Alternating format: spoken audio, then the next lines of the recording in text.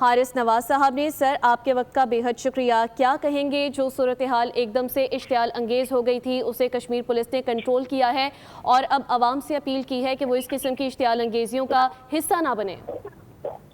لیکن یہ بڑی سیریس سچویشن ہے اور یہ ناقابل معافی جرم ہے جو کالعدم ایکشن کمیٹی نے کی ہے. بات یہ ہے کہ یہ جب آپ مسلح ہو کے آئیں اور سیکورٹی فورسز کے اوپر حملہ کریں تو یہ بہت سیریس ہے. یہ اس کا مطلب یہ کہ وہ ریٹ آف گورنمنٹ کو چیلنج کر رہے ہیں.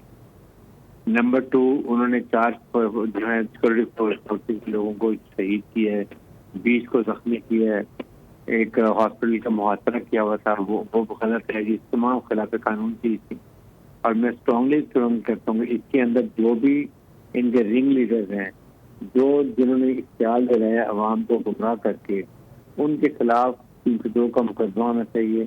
ان کو کورٹ میں جا کے ان کے خلاف کیس چلنا چاہیے اور ان کو پیڈی ٹرائل ہونا چاہیے اور پھر باقی سزا دینی چاہیے تاکہ باقیوں میں عبرت اور آئندہ کسی ایسی حرکت نہیں کرنی ہے.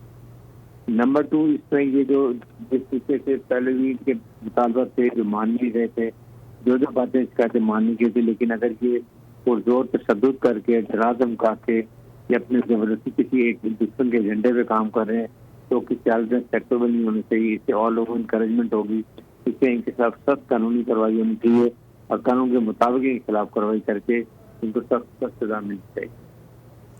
سخت سزا ملنی چاہیے. اچھا سر یہ بھی بتائیے گا کہ ایسے عناصر نہ صرف چونکہ آزاد کشمیر میں بلکہ آل اوور پاکستان جو ہے اس وقت چھوٹی موٹی جنگوں کے زیر اثر ہے. دیگر ممالک کی جو ہمارے دشمن ممالک ہیں ان کی جانب سے کوشش کی جا رہی ہے کسی طریقے سے ہمارے امن کو خراب کیا جائے, تو ایسے میں شہریوں کی کیا ذمہ داری بنتی ہے؟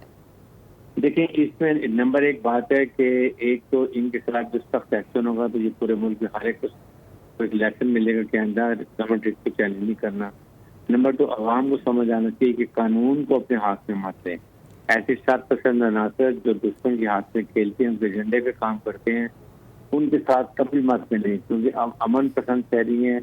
آپ کے لیے حکومت نے پہلے 3 روپے فی یونٹ بجلی کی ہوئی ہے. پاکستان میں دیکھتے ہیں کیا ریٹ جا رہے ہیں.